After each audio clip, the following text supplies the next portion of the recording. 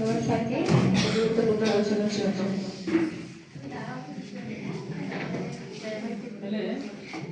ওদের পক্ষ থেকে কিছু ওদের বলবে কি বলবে তাদের কিছু দেন।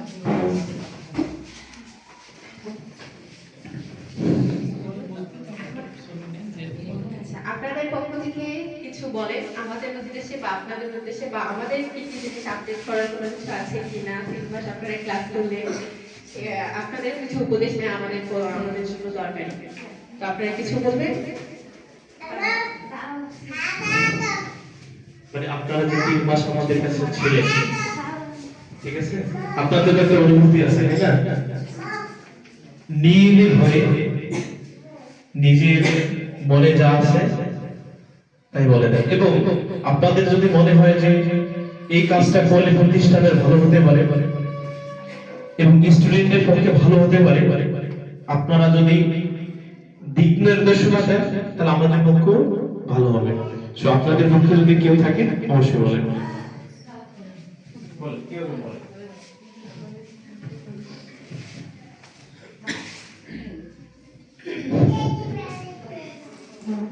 আসসালামু আলাইকুম। আমি আমার শ্রদ্ধেয় স্যারদেরকে সালাম জানিয়ে আমার পক্ষ থেকে আমার সহপাঠীদের শুভেচ্ছা জানিয়ে আমার বক্তব্য শুরু করছি। প্রথমে আমি ধন্যবাদ জানাচ্ছি আমাদের প্রতিষ্ঠানের প্রতিষ্ঠাতাকে এত সুন্দর একটা প্রশিক্ষণের ব্যবস্থা করার জন্য। আসলে আমাদের প্রত্যেকেরই, বিশেষ করে আমরা যারা মহিলারা ঘরে থাকি তাদের জন্য এই কোর্সটা খুবই গুরুত্বপূর্ণ। কারণ একজন মেয়ে, একজন মা, পাশাপাশি একজন ঘরের অভিভাবক, সে চাইলেই পারে প্রাথমিক অবস্থায় একটা রোগীকে সাহায্য করতে।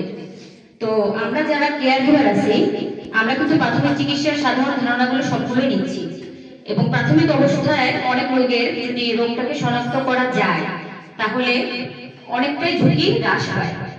তাই আমরা চেষ্টা করব অন্তত আমাদের প্র্যাকটিসগুলো বাহিরে না করতে পারলেও নিজ নিজ ঘরে করার জন্য।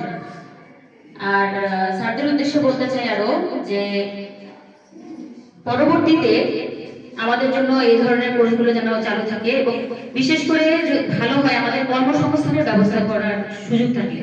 কারণ আমরা শুধুমাত্র প্রশিক্ষণ নিলাম, ঘরে বসে থাকলাম, এটা তো আসলে হলো না।